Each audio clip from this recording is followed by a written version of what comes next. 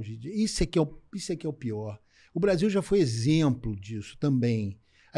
Ninguém nunca perguntou no Brasil se tinha ou não que vacinar os filhos, cara.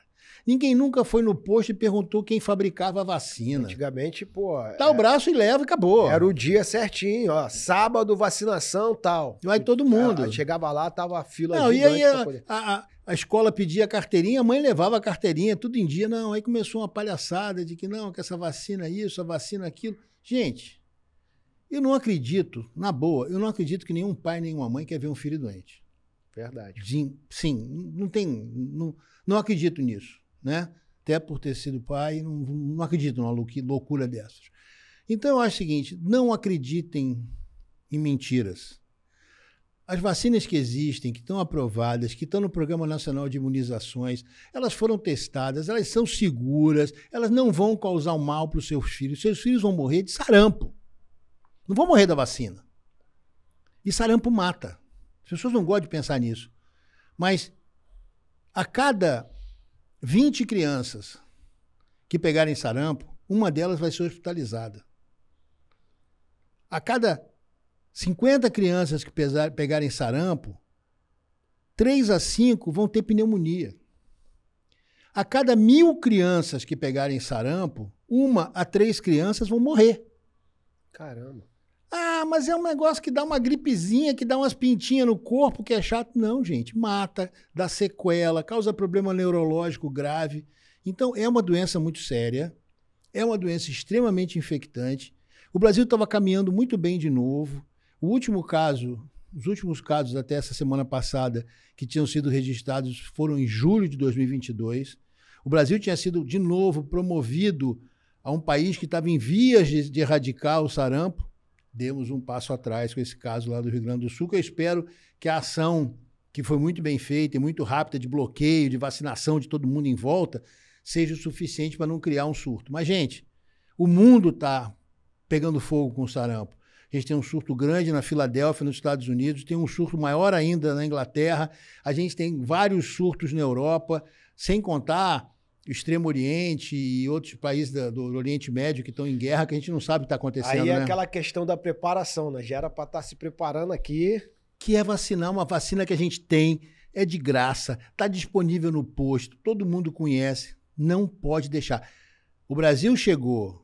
Mas isso não tem como a gente fazer nada, né? Assim, como população? Tem. Cada um de nós pergunta... Cara, a gente tem que perder um pouquinho o pudor.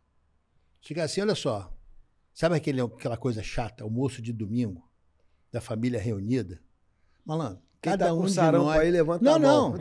É o seguinte, tá todo mundo vacinado, pô? As crianças estão todas vacinadas? Alguém tem que ser o chato. Sim. Perguntar para todo mundo. Por que não vacinou o teu filho? Pô, vamos lá, vamos conversar sobre o assunto. Vamos aprender sobre o assunto. A gente está disponível. Eu, hoje em dia, tenho uma teoria. Eu adoro o Zé Gotinha. O Zé Gotinha é um exemplo, né? Uma coisa simbólica, carinhosa. Mas, hoje em dia, sabe quem que tem que falar de vacina? É o MC da Quebrada. Verdade. É o DJ. Ele fala a linguagem da geração atual. Não, e fala a linguagem daquela tribo. Sim. A gente acabou com esse negócio de uma mensagem só para todo mundo, né? Nós estamos aqui até falando com um grupo que vai ouvir a gente. Verdade. E outros talvez não. Então, tem que ser, tipo assim, a mensagem tem que ser espalhada e adequada e educar essa galera para espalhar a noção de que a gente tem que vacinar as crianças para salvar as crianças. Volto a dizer, eu não acredito que um pai não queira ter um filho protegido, bicho. Não consigo acreditar nisso. Entendi. Doutor, eu tenho falado muito aqui no meu canal, né, algumas situações, tá? Eu sei que não é tua área, mas o senhor pode me ajudar a dar um norte sobre isso. Sobre a saúde mental, principalmente da nossa geração, né, cara? Eu vi depois da pandemia, né, com esse isolamento social, pessoas entrando em surto porque perderam seu emprego, suas lojas fechadas, e aí o cara tá dentro de casa ali internado, alguns ouvindo a mulher falar o dia todo, né? Mas a gente viu um aumento gigantesco da saúde mental abalada, de muita...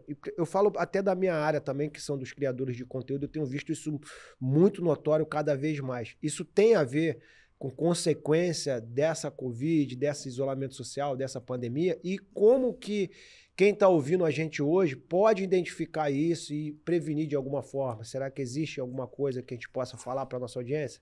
Eu acho o seguinte, isso é consequência, talvez, muito mais do nosso tempo. Sim. Algumas características do nosso tempo, uma característica que Porque há 20 anos atrás ninguém tinha depressão. 30 anos Tinha. atrás tinha, mas não era os termos olha, que usavam hoje. A gente não sabe qual era... Tinham duas coisas. A gente não sabe quantas pessoas tinham depressão há 20, 30 anos atrás. Então não dá para comparar. Porque naquela época ninguém falava. Hoje o cara inventa vários diagnósticos. Não, e é o seguinte. Primeiro, temos aquela coisa do bom e do ruim. A notícia boa. A gente passou a descobrir que tem o problema. Sim. Né? Qual o tamanho desse problema? Ele é muito grande. Muito grande, ainda mais que o mundo inteiro tomou uma pancada muito forte, que foi a pandemia. Sim. A nossa sociedade, ela é uma sociedade do eu só. Né? Eu sozinho com o meu celular, eu sozinho com o meu tablet, com o meu computador. Tem gente que não sai de casa e não era por causa da pandemia. Ele não sai de casa porque ele criou um mundinho em volta dele mesmo que ele não consegue sair dali. E isso já é um problema por si só. Não temos estímulo à conversação, não temos diminuiu o estímulo à socialização. Né? Nós estamos aqui num ambiente como esse, é legal, as pessoas estão socializando, estão. Mas se você for olhar, às vezes estão na mesa, todo mundo sentado e cada um com o seu celular. Acabou então, o diálogo, né? O contato físico. Esse estímulo diminuiu muito. Então a gente tem que resgatar isso é um problema. Isso é talvez uma solução para esse problema. Mas eu acho que o mais importante, as pessoas, eu acho que a sua preocupação tem um ponto final que é muito triste, que é quando essas pessoas perdem completamente a esperança de que tenha solução na vida delas e possam tomar uma atitude contra elas mesmas. Eu acho que isso é muito ruim. E você acha que isso não pode ser uma injeção de dopamina que eles estão dando com esses, por exemplo, vídeo curto, aquela sensação de prazer, dopamina, e aí isso com excesso, misturado com excesso de tela, pode trazer esses transtornos para a pessoa? Eu acho que pode até fazer parte do problema, mas eu acho que não é o principal. Eu acho que o pior é a gente perdeu a capacidade de olhar para o outro. A gente como sociedade, a gente tem menos capacidade, não é que perder é muito radical, mas a gente tem menos disponibilidade. A gente não se coloca disponível para o outro. Aí a pessoa que está em sofrimento não consegue... Quem está sofrendo, cara, está sofrendo sozinho. Verdade. Aquela frase de que ninguém sabe o que o outro está carregando sempre foi real. Você olha pro cara e fala assim, pô... E quem entra numa situação como essa, eu falo de experiência própria, tá, doutor? Eu vivi um processo parecido em 2012. Ele não fala para ninguém. Principalmente dentro de casa, ele não fala. Eu queria poupar todo mundo da minha família dos problemas que eu tava vivendo. E eu tava numa situação, assim, que eu não tinha mais cabeça para nada. Tá entendendo?